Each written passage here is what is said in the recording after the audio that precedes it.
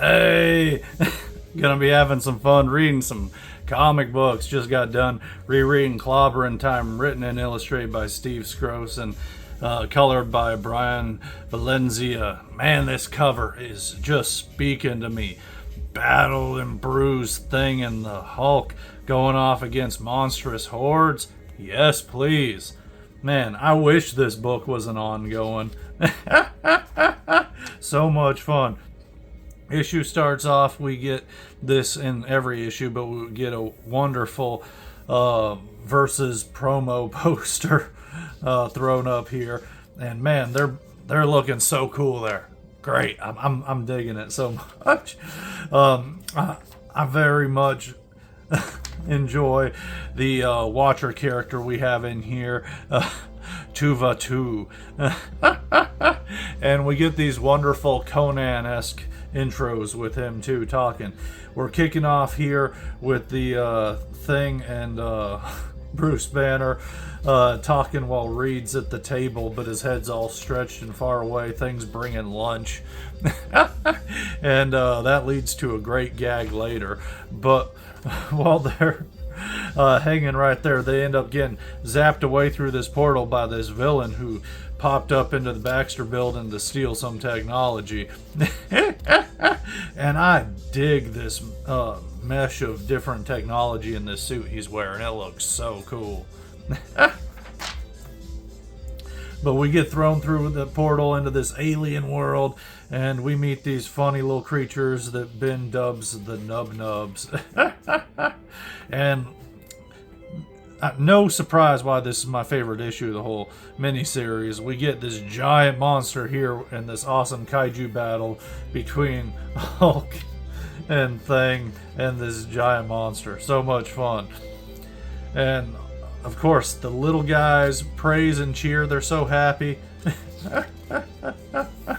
But we get all these monsters over here too. They're nasty looking. I like them. And we get a whole lot of mayhem later. I'll tell you, that kind of bums me out. I hate that we get a double page ad right in the middle. It kind of throws me out of the momentum of the moment. But man, this is so cool. Look at this horde of creatures coming. It's literally spilling out of the canyon. And our heroes charge into battle, and it's a long shot for the bad guys. Now this is the kind of double page I'm talking about. That is just beautiful. Look at that. I'm loving this right here. We get the punch down there, the kick over here, and Hulk's just up to some real meanness going on, ripping things apart. So much fun right here. And Thing gets a little beep, and he's feeling reassured that the Fantastic Four's tracking him down. But nah, it turns out it's just Johnny on Twitter kind of giving him some shit. So some good nature trolling and poking fun. But great heroic moments, fantastic action, good sense of humor. I had a blast with this issue, and there's no wonder I picked up the next one. And hey, I got the whole series, so let's just dig right in, huh? I got issue 2 right here. What a cool cover, too. He's just getting ripped apart. We got Wolverine down there. He's looking no good as well. We get that same intro cover there, and here we get a little blurb catching us up with the last issue we just read.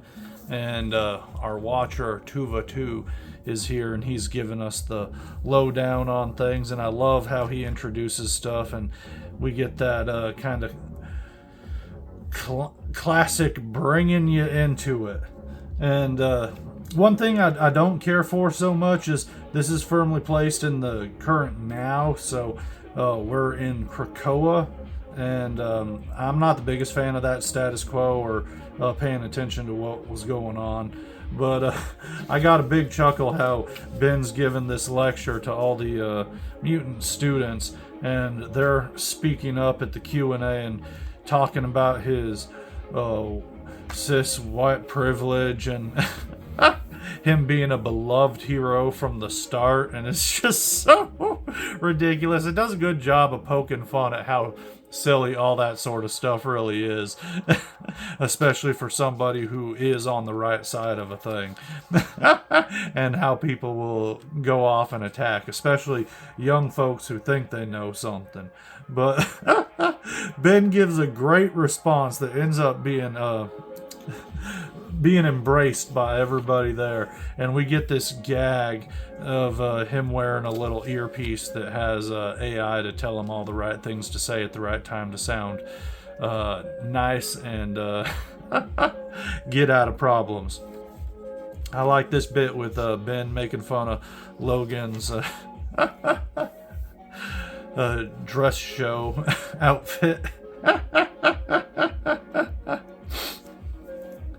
And we get our villain popping back in through another portal to steal more stuff from other heroes. They're here on Krakoa to grab some mutant fluid, for lack of a better word, and it sends a bunch of robots to cause havoc and keep the distraction going. So we get a lot of violence with the robots being torn apart, and like Wolverine just getting brutalized here and taking full advantage of that healing factor and the fact that this isn't a mainline core book. Although I guess you can show whatever grossness you want in books these days. I'm not a big fan of that. But time and place, I do enjoy it though, but not my general superhero book. But for a miniseries outside of the regular book like this, I'm all for it, especially with an artist like Scrooge here. It's so good. But I get a chuckle out of this whenever I see new Loki stuff. He's looking mighty fine there. I remember him looking a lot less fine, let's say it that way. Like I wouldn't approach him at the bar before. Maybe not, I don't know. He got a glow up. Last time I was reading the comics, he had been reverted to a kid. But I remember him growing up into an ugly son of a gun. Speaking of ugly though too, look at this guy's mouth. Oh no! Well, I'm gonna have to do some surgery later. I guess this fell off the... Oh, it's not ripped. That's good. I can still fix that. I just gotta do a little surgery pulling the staples out to lock it back in. That's no good. But yeah, that guy's ugly. He's got that metal Dr. Doom nose going. And everyone's just getting ripped apart ugly in this issue. Look at Ben just getting like, oof. Yeah, that's gross. That's no good. And then he's getting his arm chopped off. So, whew. I love this though. He injects himself with this gross liquid that turns him into this monstrous form. I wish he pulled this off again. He only uses this the one time. I think he could have used it again a little bit later in a book. There's a double page ad again. Those are so annoying. But man, this make me chuckle so much. We're seeing Wolverine like that because he's still got his boots on. Like, he's down to the bone. He's still got his boots on over here, and his guts are sort of hanging out. That's so... like, only in comic books, I tell you what. So much silly, gross action in this issue, though. But this guy gets teleported away and healed by his robot minions, and he's covered in all sorts of comic booky tattoos. He's the biggest Marvel zombie you ever seen. And we get the whole backstory of him growing up in a dystopian future where everything's destroyed and they worship superheroes as gods, and that's why he has all these tattoos, because each one is a marking of him like raising up in the ranks. And then finally he finds a data pad which gives him information on all the old school stuff and what really happened, and he goes a little bit crazy and uses some time traveling to do some nonsense. So that's the skinny of what's driving all this action and everything. But whew, yeah, so much fun. I love this new Watcher character here. I'm having fun with him. If he's not new, I do not remember him from anything previous. So let me know what he's from if he was in a previous book. But I'm having a blast with this, and what a cover. We're getting a good intro here. That's funny that this this Star Wars thing is actually Lego. I didn't catch that at first. I just thought it was regular Star Wars until I saw the Lego out of the corner of my eye. But that's another thing, talking about remembering stuff. I think in comic books, they go on long enough and you just start kind of redoing stuff that's already happened, and maybe it slips by an editor. Because I've seen at least 3 different Aunt Petunias reading my Fantastic Four over the years. And I haven't even read everything there is. But here we're meeting a Aunt Petunia. And Ben's giving her a big old check. Very nice. Giant monster comes out of a portal at the restaurant. It's Doctor Strange. They're having a little chit chat. They got to go after a sorcerer who has this ring. The ring that was on the hand that Wolverine chopped off last issue. They track him down to this dimension. Here we get a bit more of his backstory. There we go. Magic fight. Now we're talking. Let me just shake the table. I'm laughing so much.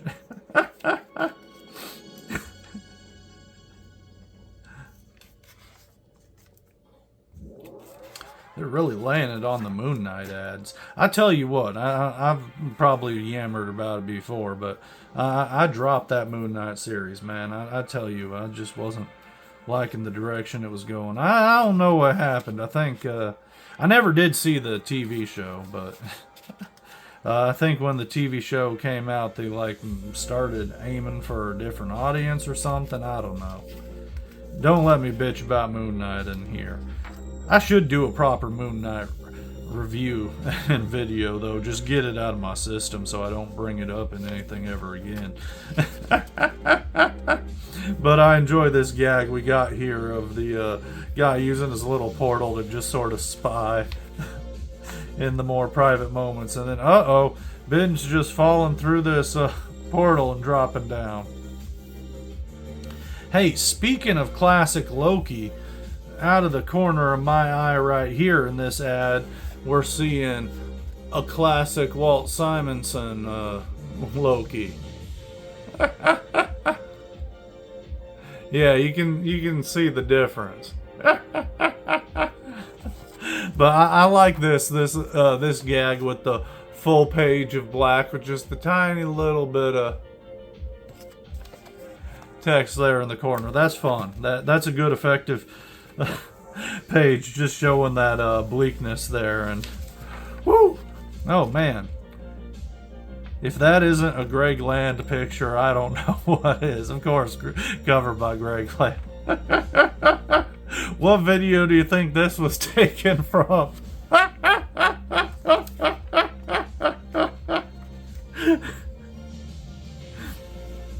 Man, I remember reading this one book Greg Land did. It was which one was it? It was an Ultimate book. I think it was the Ultimates fighting Supreme Power. And the whole page just looked so pornographic. Every man and woman on that page just looked like it was ripped from the most entertaining video. But hey, where else are you gonna find the prettiest of people in the most flexible positions for some artistic reference? So we get this awesome page here with just Ben being grabbed in the black void, and we got this awful looking Watcher right here. He's not having a good time. But I'll tell you who is having a good time, me right now. And look at that. Ben is saved by none other than Victor Von Doom. And we get this great bit of just Doom and Thing hanging out on this ship in the void for a while. Yeah, see, like 5 weeks later. And they're just fighting all these interdimensional creatures in this void outside of time and space. And I love this double page. So much accent. I can't talk. So much action. So much fun. This is a great homage page. Of course. You see this, you're thinking of Orion. But, man, that's just so cool.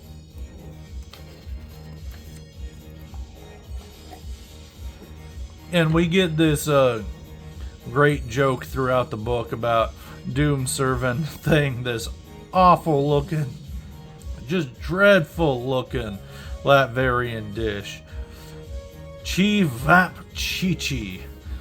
Which I actually looked up, and it seems to be a real dish, and it's just some sort of minced sausage. It don't look like that, at least from a quick Google search, but so gross looking. And this is such a fun gag of Doom serving that to the Thing, and then in private, Doom's eating a cheeseburger to himself. So much fun. But yeah, this issue and issue 1 were probably my favorites, just because they both had a huge helping of action, but also the humor really hit for me. And some of the humor in the other issues just skated around me, and a couple skated by me. But this one had me laughing all the way through. At every moment, it was trying to make me laugh. And again, wonderful action. I love all the stuff going on with this Watcher character here. And I love that we keep getting continuous gags of the Thing actually using that little ear device, talking. And in fact, that's how he ends up taking the bad guy out at the very end of the book, is by being distracted using that little earpiece. But yeah, what a great cliffhanger. Bad guys used artifacts from all over time and space to craft a suit that will harness the energies of the universe. I like this Mr. Universe suit made out of tech. I think that's really, really cool.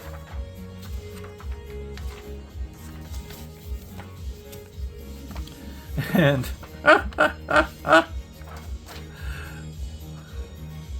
yeah, a whole lot of fun. So here we are. It's the beginning of the universe. We got Galactus being born. Like, what? This book goes high stakes to the craziest degree.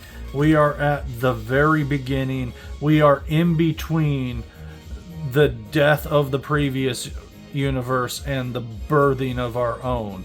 In the timeless moments that exist nowhere and everywhere, every when between, all at once.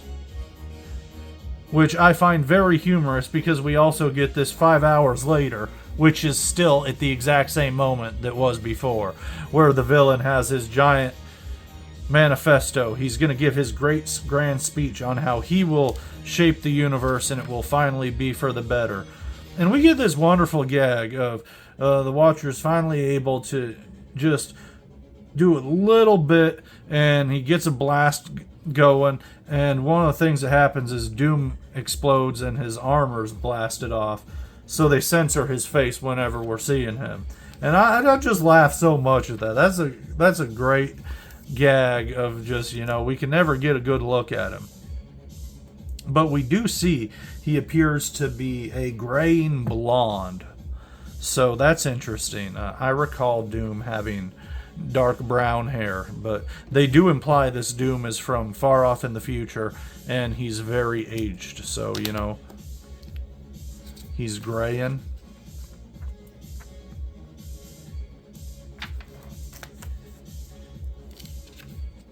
But I love this bit of Doom using some Pym particles and saying that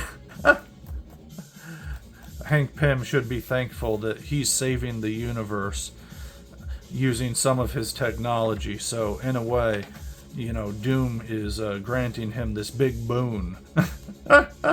Not Doom is aping some of his tech and needing someone else's help or anything. But this is the best where Ben's earpiece gets overcharged. There we go. More of these double page ads. I'm not liking that.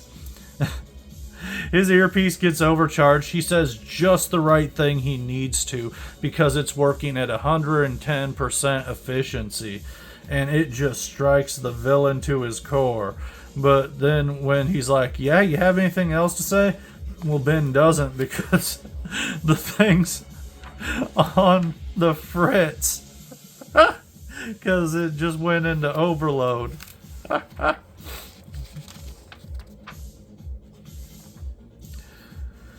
But by that point, the dude's within reach, so Ben can do what he does best, which is some clobbering.